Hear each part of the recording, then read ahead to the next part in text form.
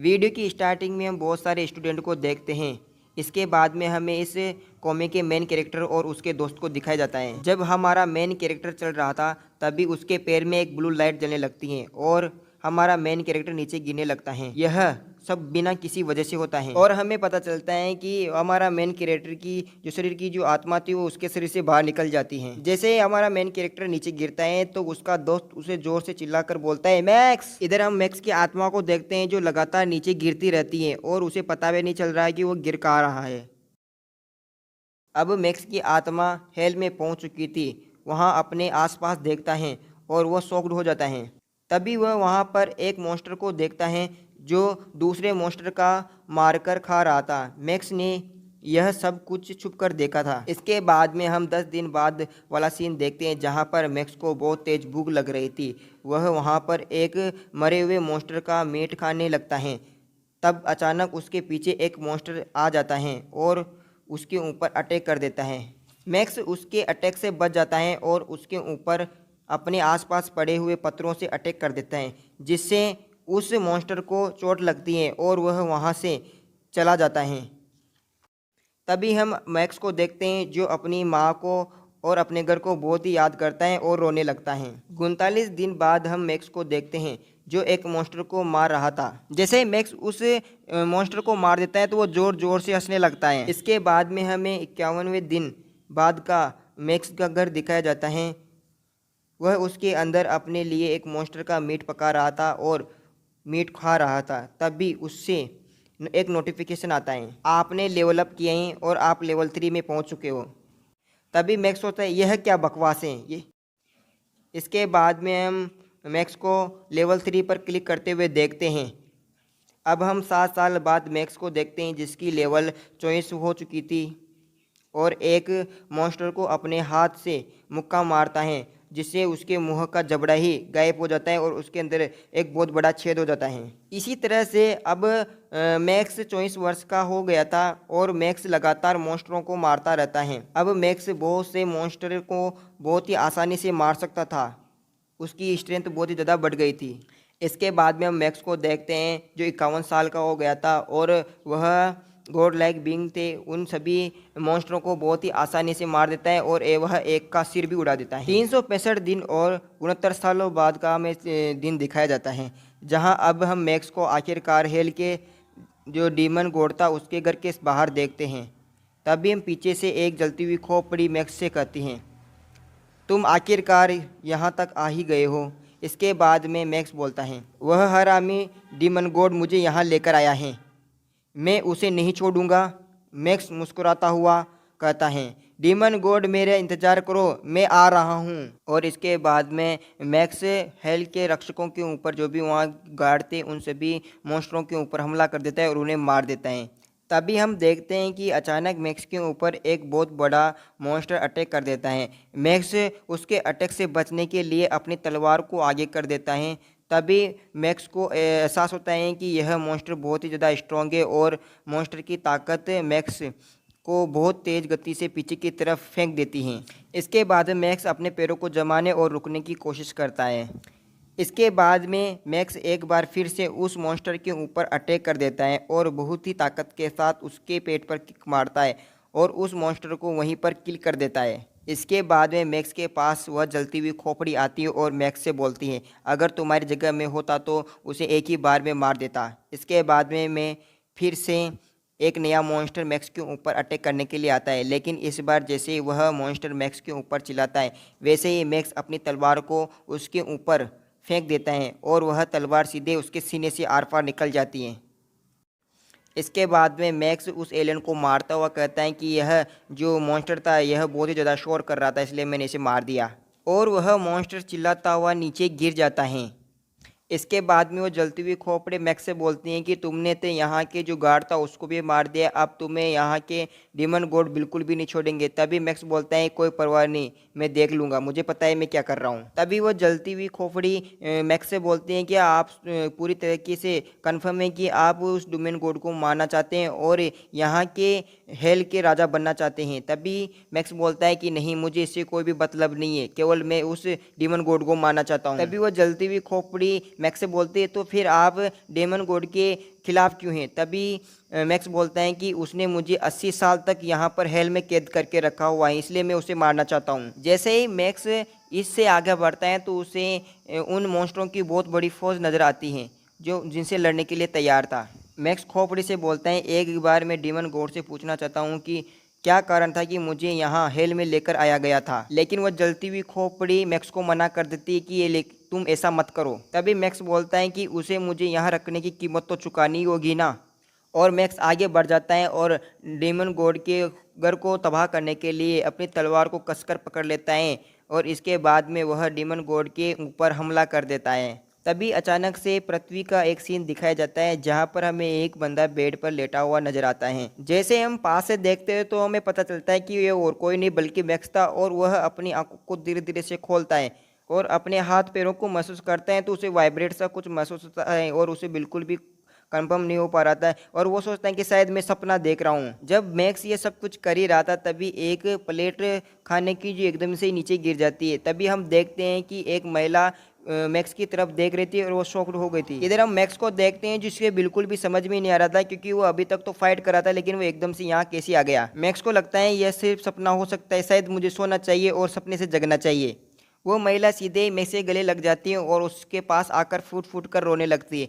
तभी मैक्स सोचता है कि शायद सपना नहीं है हकीकत है और वह अपने दिमाग पर जोर लगाने लगता है कि क्या हुआ था। तभी उसे याद आता है कि अब हमें कुछ समय पहले का सीन दिखाया जाता है जहाँ पर मैक्स जो हेल का राजा था उसके घर के अंदर घुस गया था और वहाँ के सभी मॉन्स्टरों को उसने मार दिया था। इसके बाद में हम देखते हैं कि मैक्स डेमन गॉड को पकड़ लेता है और उसके सिर से धड़ अलग कर देता है। मैक्स जलती हुई खोपड़ी से कहता है, जब मैं यहाँ आया तो उसने मुझे बात करने के लिए कहा और उस कायर डेमन गॉड ने मेरे गर्दन को काटने की कोशिश की, लेकिन उससे पहले ही मैंने उसकी गर्दन को काट कर अलग कर दिया। तभी वो जलती हुई खोपड़ी मैक्स से कहते हैं कि अब तुमने डेमन गॉड को मार दिया तो तुम अब इस हेल के राजा बन गए हो, अब बताओ तुम क्या करने वाले हो। तभी मैक्स देखता है कि उसके सिस्टम में नोटिफिकेशन आया हुआ था और नोटिफिकेशन में लिखा हुआ था कि आप फिर से अर्थ पे जाना चाहते हो। तभी पीछे से जलती हुई खोपड़ी मैक्स से बोलती क्या हुआ। तभी मैक्स उसे बताता है कि 80 साल हो गए मुझे यहाँ आए हुए नर्क में। तभी वो कहता है अर्थ। तभी वो जलती हुई खोपड़ी मैक्स से बोलते हैं कि इसका मतलब ये हुआ ना कि जब आप यहाँ हेल पे नहीं आए थे उससे पहले आप पृथ्वी पे रहते थे। मैक्स पृथ्वी पर आने के लिए यस पर क्लिक कर देता है और हम देखते हैं मैक्स के सामने बहुत ही तेज रोशनी होती है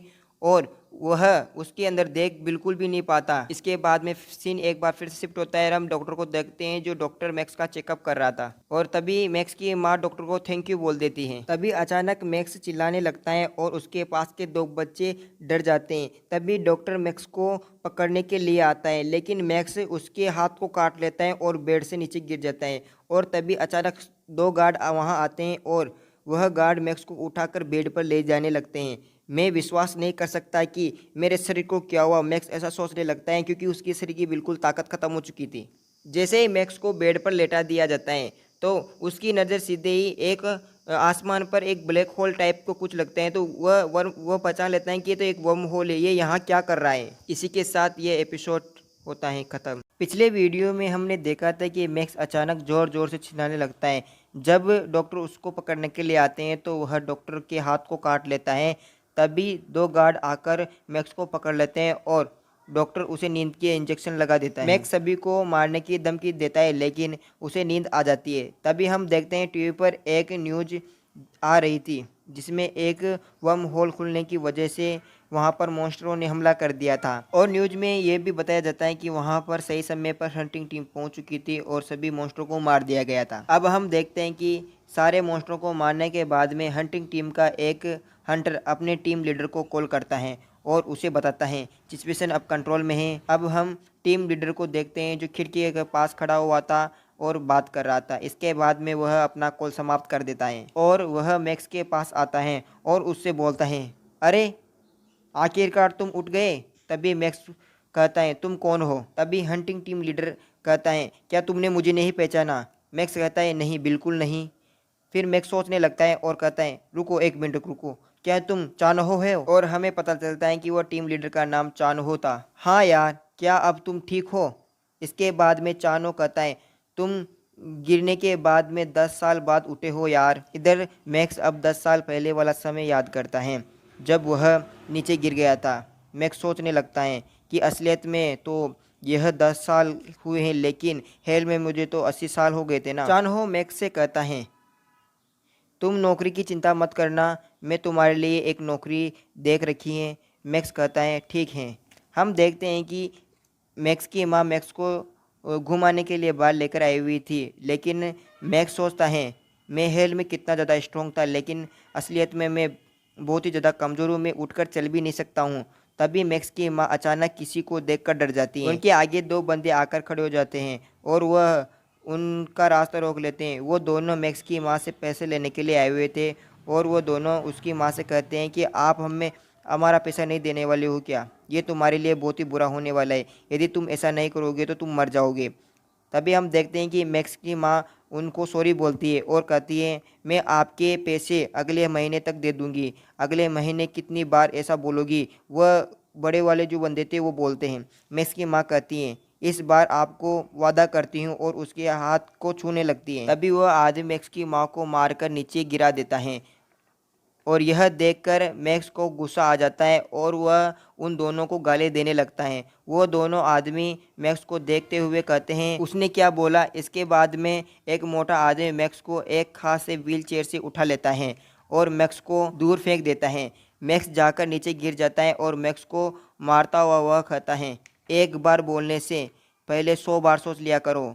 इधर हम मैक्स को देखते हैं जो उनकी मार खाता हुआ सोचता है काश मेरा शरीर नॉर्मल होता तो मैं इन कमीनों को बताता। मैक्स को मारता देख उसकी माँ उसे रोकने के लिए आने की कोशिश करता है, लेकिन पीछे से दूसरा बंदा उसको पकड़ लेता है।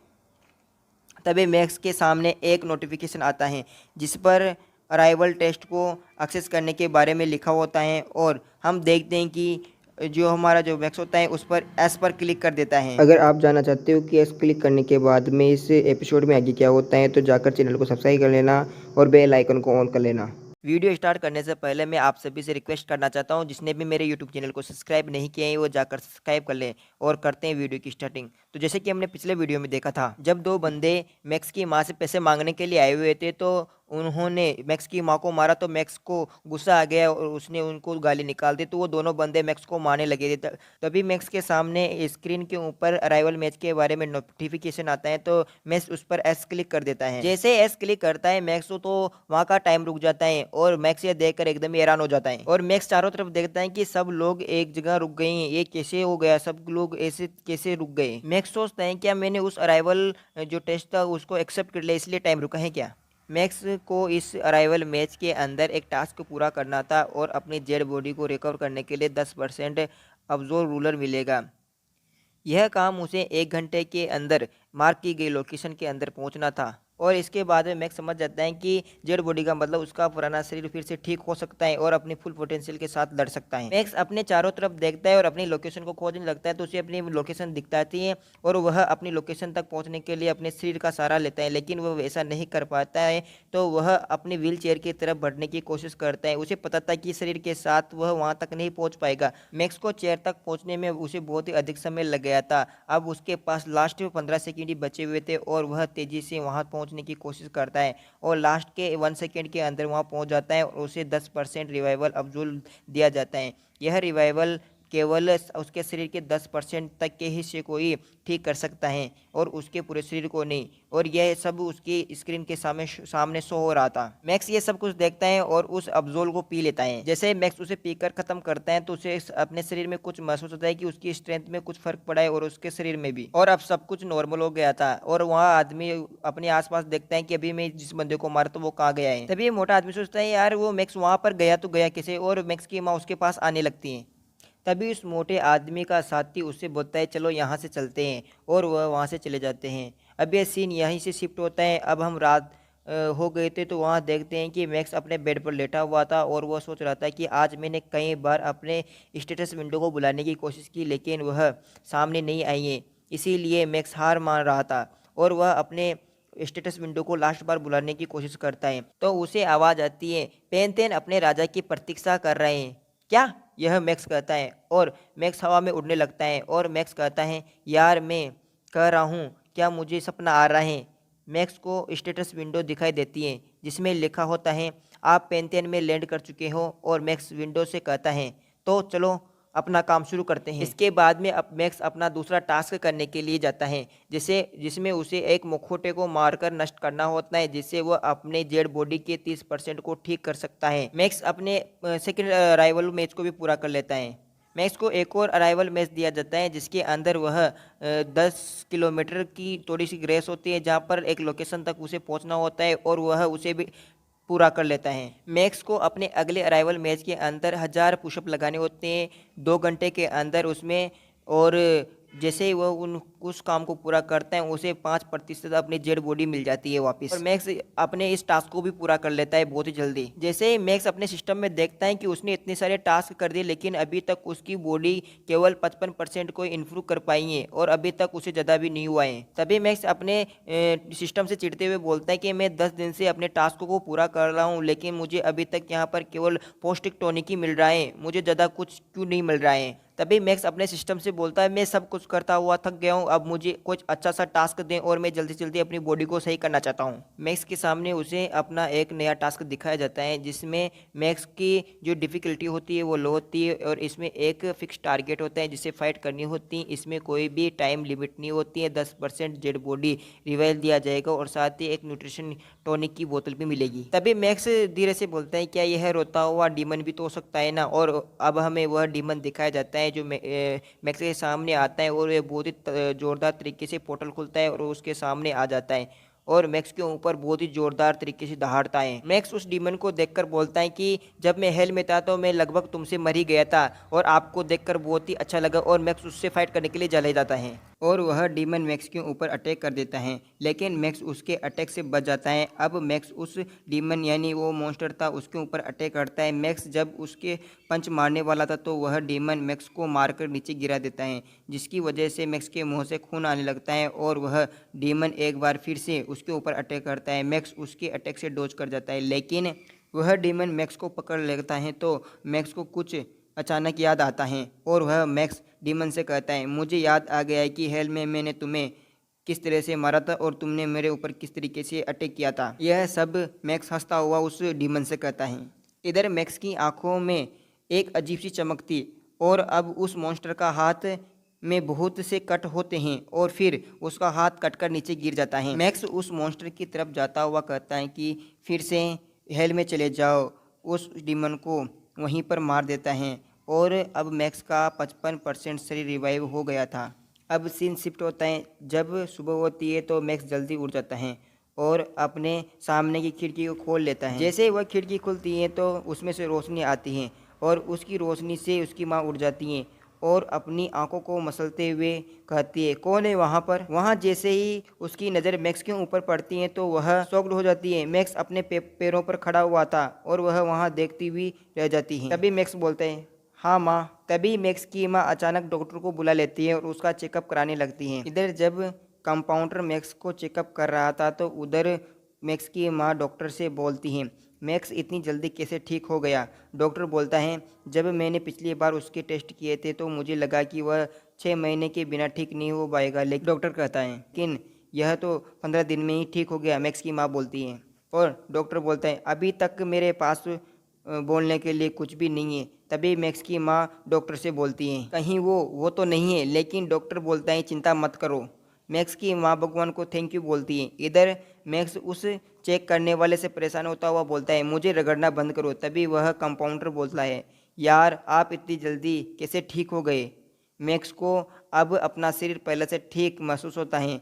मैक्स अपने शोल्डर को हिलाते हुए अपने शरीर को पूरी तरीके से ठीक करने के बारे में सोचता है। मैक्स की माँ नीचे आती हैं तो उसे मैक्स की नर्स दिखाई देती हैं। इधर मैक्स ये सब कुछ छुपकर सुन रहा था। मैक्स की माँ उस नर्स जिसका नाम किम था उससे थैंक यू बोलती है। यह सुनकर नर्स बोलती है मैंने तो कुछ भी नहीं किया है, जो किया आपने किया है और जो आपने 10 सालों में किया है और झेला है उसकी तुलना मेरे द्वारा किए गए कार्य से तो कुछ भी नहीं है। मैक्स की माँ अपने आंसू पोंछती हुई कहती है मुझे तो ये सब कुछ एकदम सपने जैसा लग रहा है। मैक्स अपनी माँ को देखता हुआ सोचता है जब मैं हेल में था तो मेरी माँ ने मेरे लिए बहुत हार्ड वर्क किया होगा, अब मेरी बारी है। मैं अब उनको बिल्कुल भी नहीं परेशान होने दूंगा, और अपनी मुट्ठियों को बीसता हुआ वहाँ से चला जाता है। इसके बाद में वह वहाँ से सीधा ही वॉशरूम में चला जाता है और वहाँ से वह पैंथियन में एंटर कर जाता है और वह अपने सिस्टम से कहता है, क्या मैं अपने शरीर को जल्दी से जल्दी रिकवर कर सकता हूँ?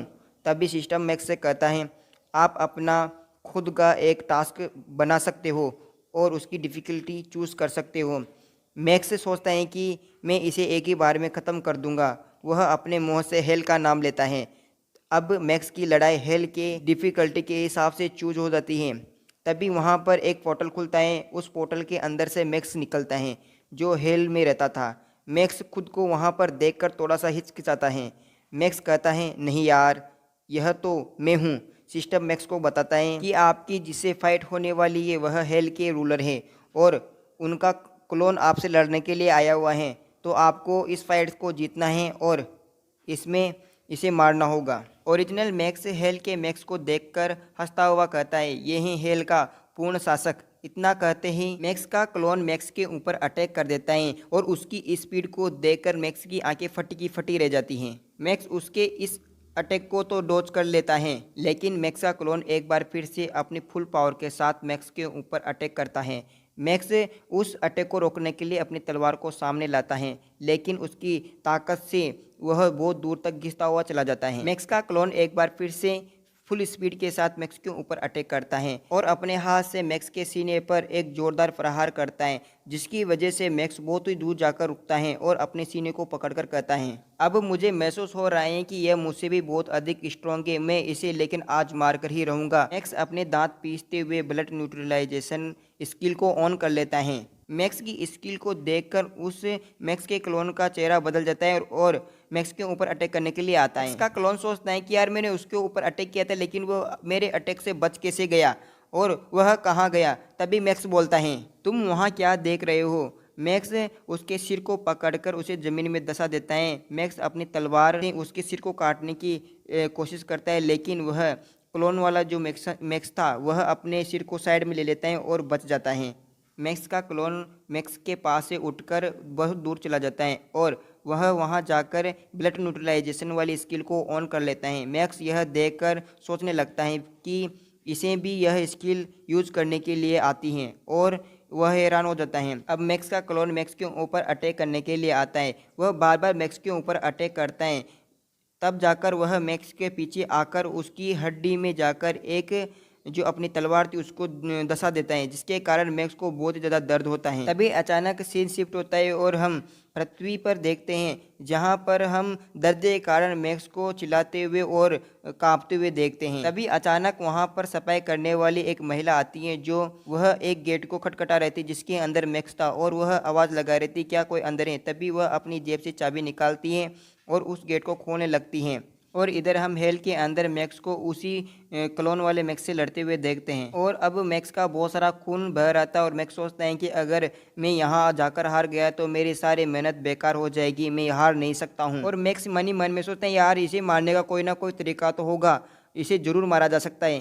तभी उसे अपनी इन्वेंट्री याद आती है, यार मेरी इन्वेंट्री यूज कर सकता हूँ मैं। जब वो महिला उस गेट को खोलने वाली तभी उसको पीछे से कोई आवाज़ लगाता है कि क्या आपने नहीं सुना कि तीसरी मंजिल पर आपको बुलाया जा रहा है? तभी वह महिला बोलती है, हाँ हाँ बिल्कुल बिल्कुल, मैं तो भूल ही गई थी, मैं तो अपने दिमाग से निकल ही गया था। और वो वहाँ से चली जाती हैं। तभी हमारा मैक्स जो क्लोन वाले मैक्स को देखता है और अपनी इन्वेंट्री को एक्टिव करने के लिए कहता है। मैक्स अपनी इन्वेंट्री के अंदर हाथ डालता है और उसके अंदर से कुछ निकालने की कोशिश करता है। तो ये एपिसोड का यहीं पर एंड होता है। अगर आप इस एपिसोड को और सुनना चाहते हो तो मेरे चैनल को सब्सक्राइब करना, बेल आइकन को ऑन कर लेना ताकि नोटिफिकेशन सबसे पहले आपको मिल सके। लाइक कमेंट और शेयर जरूर करें। पिछले वीडियो में मैंने देखा था कि मैक्स अपनी इन्वेंट्री के अंदर हाथ घुसाता है और उसके अंदर से न्यूट्रिशन टॉनिक निकाल लेता है। ये सभी न्यूट्रिशन टॉनिक उन्होंने जो पिछली बार जितने भी टास्क पूरे किए थे उससे जो रिवॉर्ड मिले थे उनको इकट्ठा करके रखा हुआ था अपनी इन्वेंट्री के अंदर। यह जो न्यूट्रिशन टॉनिक होता है यह उस जो मैक्स था उसकी 20% जो शक्ति थी उसको वापस स्टोर कर देता है और अपनी फुल पोटेंशियल के साथ लड़ेगा। मैक्स उन सभी न्यूट्रिशन बोतलों को पी लेता है और अपनी एनर्जी को वापस ले लेता है। यह देखकर मैक्स का जो दूसरा क्लोन था, जो मैक्स के ऊपर अटैक करने के लिए आता है, लेकिन मैक्स उसे देख लेता है और जो उसके ऊपर अटैक कर रहा था और उसके अटैक से बच जाता है। और मैक्स अपने हाथ को बाहर निकालकर उसके ऊपर पंच करता है, जिससे उसके मुंह पर जोरदार पंच लगता है और वह जो क्लोन वाला मैक्स था वो दूर जाकर गिरता है। और मैक्स हंसता हुआ बोलता है कि अच्छा, तो मुझे पौष्टिक टॉनिक से मेरी ताकत वापस आ रही है। फिर से मैक्स अपनी इन्वेंट्री के अंदर आग घुसाता है और उसके अंदर से न्यूट्रिशन की 3-4 बोतलें निकाल लेता है और उन्हें पीने लगता है। जब वह न्यूट्रिशन बोतलों को पी रहा था तो वह जो क्लोन था वह मैक्स के ऊपर लगातार अटैक करता है, लेकिन मैक्स उसके जो अटैक थे उनको लगातार डोज करता रहता है। जब मैक्स उन न्यूट्रिशन बोतलों को पीकर ख़त्म करता है तो मैक्स का क्लोन मैक्स के ऊपर अटैक कर देता है और उसके गले को पकड़ने की कोशिश करता है। जैसे उसका गला पकड़ में आता है तो वह उसके ऊपर अपने जो मैक्स का क्लोन मैक्स के ऊपर अटैक करने के लिए अपनी तलवार को बहुत ही एनर्जी के साथ हंसते हुए उसके ऊपर अटैक करवा देता है और उसके पेट के अंदर धंसाने की कोशिश करता है। तभी मैक्स अपनी इन्वेंट्री को एक्टिव कर देता है। मैक्स अपनी तलवार को और उसके क्लोन के अंदर धंसा देता है, जिससे उस मैक्स का जो क्लोन था उसके अंदर वो तलवार घुस जाती है और उसे कुछ एहसास होता है कि क्या हुआ। मैक्स के क्लोन ने जो तलवार घुसाई थी वो मैक्स के अंदर नहीं बल्कि मैक्स की इन्वेंट्री के अंदर गई थी और मैक्स उससे बच गया था। और मैक्स अपनी इन्वेंट्री को बंद कर देता है और वो सोचता है, हंस,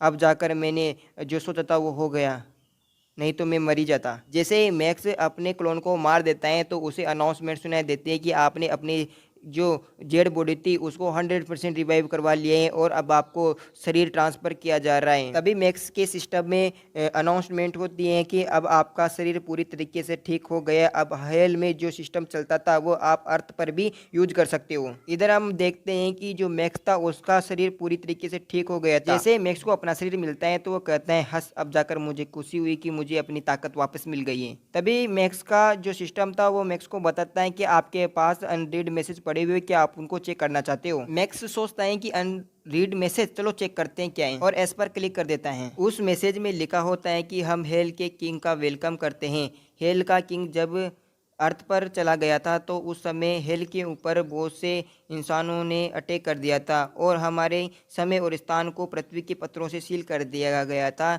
इससे लिए हमें पेंटेन के सभी लोगों को उनका वेट है ताकि वह किंग ऑफ हेल हमें बचाने के लिए आए। तो मैक्स बोलता है, तो अच्छा, आप सब लोग मेरी मदद चाहते हो। मुझे तो कोई भी 80 सालों तक कोई भी बचाने के लिए नहीं आया था। जैसे मैं यहाँ का राजा बना तो आप लोग मुझे बचाने के लिए बोल रहे हो, ऐसा उन्हें मैक्स कहता है और अपनी मिडिल फिंगर को उन्हें दिखाने लगता है। और मैक्स अपनी मिडिल फिंगर दिखाते हुए बोलते हैं, आई फक यू कमीनो। सीन शिफ्ट होता है और हम हॉस्पिटल के अंदर जो मैक्स था उसके कमरे के अंदर वह अपने एक हाथ से पुशअप लगा रहा था। यह देखकर डॉक्टर और उसकी माँ एकदम ही हैरान हो गए थे कि कल तक तो ये कितना बीमार लगता था और आज एकदम से ठीक कैसे हो गया। तो मैक्स की माँ डॉक्टर से बोलते हैं, क्या मैं अपने बेटे को घर पर ले जा सकती हूँ। तो डॉक्टर बोलता है कि हाँ बिल्कुल, आप उन्हें ले जा सकते हो। जब मैक्स की नज़र दरवाजे पर जाती है तो डॉक्टर और उसकी माँ बात कर रहे थे तो उनकी बातों को सुन लेता है कि उन्हें आज से छुट्टी मिल जाएगी और वह टैक्सी लेकर अपने घर की ओर रवाना हो जाते हैं। जैसे ही मैक्स और उसकी माँ घर पर पहुंचते हैं तो उसकी माँ उसे कमरे के अंदर छोड़ती हुई बोलती है, तुम अंदर चलो, मैं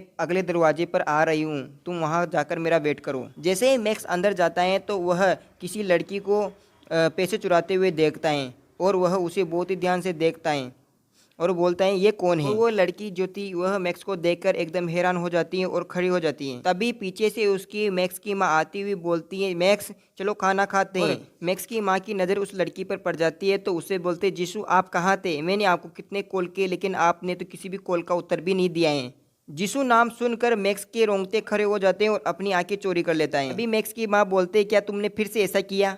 और जीशु को देखते हैं जो उसकी माँ से ज़्यादा बात नहीं करती और चुपचाप वहाँ से निकल जाती है। और मैक्स को याद आता है कि उसकी एक लौती छोटी बहन जीशु थी और वह उसे कैसे भूल गया। जीशु बाहर जाती हुई मैक्स से बोलती है कि अच्छा लगा आप ठीक हो गए, और वह मैक्स से बोलती है, हमारे लिए हर दिन एक नरक जैसा लगता था। मैक्स यह सुनकर अपनी गर्दन को नीचे झुका लेता है और उससे कुछ भी नहीं बोल पाता। तभी मैक्स की माँ पीछे से जूसी को आवाज़ लगाते हुए बोलती है कि जूसी तुम फिर से कहाँ जा रही हो, बता के तो जाओ। जब जूसी आगे बढ़ रही थी तो हमें गेट की तरफ बहुत ही जोरदार आवाज़ आती है। तो मैक्स और उसकी माँ का ध्यान भी गेट की तरफ जाता है और यह जो आवाज़ करने वाले थे वो और कोई नहीं बल्कि वही थे जो हॉस्पिटल में उसकी माँ को धमकाने के लिए आए थे। वो जोर जोर से गेट को बजाते हैं। उनमें से एक बंदा उस गेट को जोर जोर से लात मार रहा था, उनसे बोल रहा था कि जल्दी से जल्दी गेट को खोलो, जल्दी से जल्दी गेट को खोलो, खोल रहे को नहीं खोल रहे, उनको धमकाने लगता है। और जूसी आगे बढ़ रही थी तो उसकी माँ पीछे से बोलते कि तुम वहाँ कहाँ जा रही हो, इधर आओ वापिस। जो बंदा गेट को लात मार रहा था वह बोलता है, मुझे पता है कि तुम अंदर ही हो, जल्दी से जल्दी दरवाज़ा खोल दो। पीछे से मोटा आदमी बोलता है, यह घर है या झोपड़ी। तभी दूसरा बंदा बोलता है, क्या हम इसे तोड़ दें। तभी जीसू अंदर से बाहर निकलते और उन दोनों को देखकर बोलती है, तुम बहुत शोर मचा रहे हो, और वहाँ से चली जाती है। वह मोटा बंदा यीशु को देखता हुआ बोलता है, यह कौन थी। तभी वह बोलता है दूसरा बंदा कि यह इस परिवार की बेटी लगती है। उनमें से एक घर के अंदर एंटर कर जाता है। मैक्स की माँ उसके सामने आकर कहती है, मुझे माफ़ कर दीजिए, मैं आपको बताना चाहती थी, मैं भूल गई कि आज मेरे बेटे को हॉस्पिटल से छुट्टी मिलने वाली थी। और वह उस आदमी को पैसे देने लगती है। मेरे पास अभी तो इतने ही पैसे हैं और बाकी के मैं बाद में लौटा दूंगी। तभी वह दूसरा बंदा बोलता है कि मैं इतने से पैसे के लिए यहाँ पर आया था। और वह मैक्स की माँ को एक जोरदार धक्का देता है और उसे मारता है तो वह नीचे गिर जाती है। यह देखकर मैक्स को बहुत ही तेज गुस्सा आता है। तभी वो दूसरा बंदा गेट से एंटर करने लगता है और जैसे वह एंटर करता है तो उसका साथी उसकी तरफ बहुत तेज गति से किसी ने मारकर फेंका था। तो उससे पूछता है कि यार तुम्हें किसने मारा। तो वो बताता है कि वो रहा सामने खड़ा हुआ। तो वो मोटा वाला बंदा बोलता है कि क्या तुम कहना क्या चाहते हो। तो मैक्स उससे बोलता है कि मैं तुम्हें तब से है रहा हूँ और तुम अब जाकर मुझे मिले हो। तो तभी वो मोटा बंदा मैक्स से बोलता है कि तुम्हारी हिम्मत कैसे हुई मेरे दोस्त को मारने की। मैक्स यह सुनकर उस बंदे को मारने के लिए आगे बढ़ जाता है और उसका जबड़ा पकड़कर उसे जोर जोर से चाटे लगाने लगता है और उसके चाटे लगाने के कारण से उसके मुंह से खून आने लगता है और वह चाटे इतने जोरदार होते हैं कि उसके जबड़े तगाड़ टूट जाते हैं। और इसके बाद मैक्स उसे एक तरफ फेंक देता है। तभी वह मोटा बंदा जो था वह देख सोचता है कि यार मैं मैक्स से इस तरीके से नहीं जी सकता हूँ, मुझे कोई चाल चलनी होगी। तो उसे पास में एक चेयर नज़र आती है तो सोचता है कि मुझे इस चेयर से उसे मारना होगा और चेयर उठाकर वह उसके ऊपर अटैक कर देता है। उस अटैक के कारण वो सोचता है कि मैं इसे हरा सकता हूँ। मैक्स उसके मुंह पर मुक्का मार देता है और वह चेयर टूट जाती है और वह बंदा पीछे जाकर गिर जाता है। तभी उसके साथ वाला बंदा अपनी पास से चाकू निकालता है और मैक्स के ऊपर अटैक करता है। वह मैक्स को चाकू दिखाता हुआ बोलता है कि मैं अब तुम्हें नहीं छोड़ूंगा और मैक्स के ऊपर अटैक कर देता है। लेकिन मैक्स को उससे कुछ भी फर्क नहीं पड़ता है। वह उसके पास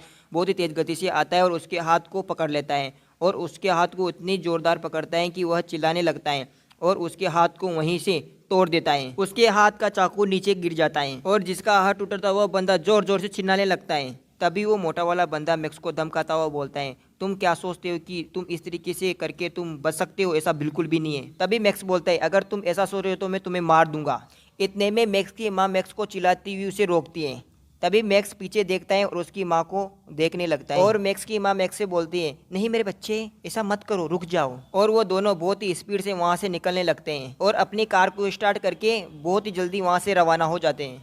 जब वो दोनों वहाँ से जा ही रहे थे तो आपस में बात करते हुए वहाँ से निकलते हैं। तभी उस मोटे वाले आदमी की नज़र मैक्स की बहन के ऊपर पड़ती है और वह बोलता है, ये तो वही लड़की है ना जो हमें वहाँ मिली थी। इधर मैक्स की माँ मैक्स के घर पर यह बताती हैं कि जब तुम कोमा में चले गए थे तो तुम्हारे पीछे क्या क्या हुआ। मैक्स की माँ मैक्स से बोलते हैं कि जब तुम बीमार हो गए थे तो मैंने सोचा कि तुम थोड़े दिनों बाद में ठीक हो जाओगे और उड़ जाओगे, लेकिन ऐसा नहीं हुआ और हमारे पास जितने भी पैसे बचे हुए थे वो तुम पर खर्च हो गए और अब मैंने 3 कंपनियों से पैसे उधार लिए थे जो मैं उन्हें चुका नहीं पा रही हूँ, इसलिए ये ऐसे लोग आ रहे हैं। मैक्स की माँ मैक्स को बताती हैं कि अब इनका पैसा चुकाना इतना आसान नहीं होगा, अभी हमारे जो ऋण है वो बहुत ही अधिक हो गया है। यह सुनकर मैक्स बोलता है कि यीशु के बारे में बताओ, यीशु अभी भी स्टूडेंट है क्या और उसे क्या हुआ है, वो ऐसे क्यों रहती है। यह सुनकर मैक्स की माँ मैक्स को बताते हैं कि 2 साल पहले ही उसने अपनी पढ़ाई छोड़ दी थी और वह हमारी मदद करने के लिए उसने एक रेस्टोरेंट में पार्ट टाइम जॉब करने लगी थी। यह सुनकर मैक्स बोलता है, माँ आपको उसे रोकना चाहिए था और उसे स्कूल भेजना चाहिए था।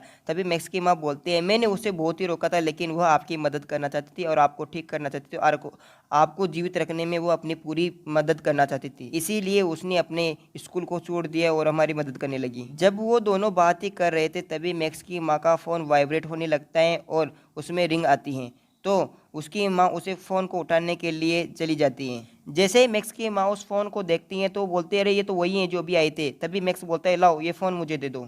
मैक्स फ़ोन उठाता है और बात करते हुए बोलता है कि अभी भी आपको बात समझ में नहीं आई। और मैक्स बात करता है तो कॉल वाला बंदा मैक्स को कुछ ऐसा बताए जिसकी वजह से उसकी आंखें फटी की फटी रह जाती है और मैक्स उस बंदे से बोलता है, ये क्या बोल रहे हो तुम, तुम्हें पता है तुम क्या कर रहे हो। तभी हम उन दोनों गुंडों की कार को देखते हैं जिसके अंदर मैक्स की बहन को किडनैप करके रखा हुआ था और वही मोटा बंदा मैक्स से बात कर रहा था। और वह मोटा बंदा मैक्स से बोलते हैं, तो अगर आप 100 मिलियन लाकर मुझे दे देते हो तो मैं तुम्हारी बहन को छोड़ दूंगा और मुझे नहीं लगता कि तुम्हें 100 मिलियन कमाने में ज़्यादा मुश्किल होगी। जितनी पावर तुम्हारे अंदर है उस हिसाब से तुम 100 मिलियन बहुत ही आसानी से कमा सकते हो। अगर तुम चाहते हो तुम्हारी बहन ठीक रहे तो तुम किसी चीज़ के बारे में बिल्कुल भी मत सोचना, ठीक है ना।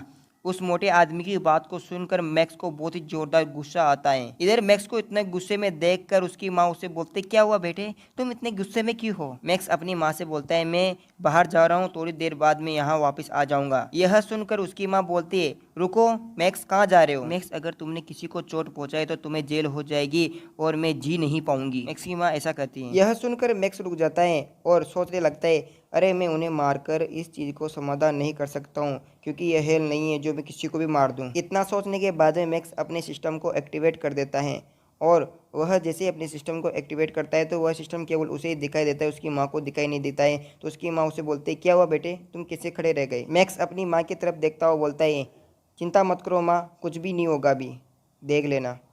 मैक्स का सिस्टम मैक्स को बताता है कि अब आपको रिवॉर्ड के रूप में बोनस बेसिक स्किल मिलने वाली है और इस उसे स्किल के रूप में 4 ऑप्शन मिलते हैं जिसमें एक पॉइजन होती है, एक स्किल और होती है हेल्प फ्लेम होती है और एक समन शेडो होती है। मैक्स उन्हें देखता हुआ सोचता है, यार मुझे कौन सी स्किल को उसे सेलेक्ट करना चाहिए और इसके बाद में मैक्स उस स्किल को सिलेक्ट कर लेता है। तो इसी के साथ ही एपिसोड ख़त्म होता है। तो अब बताइए कि मैक्स है ना जो कौन सी स्किल को सिलेक्ट करेगा, और कमेंट करके सभी बताएं।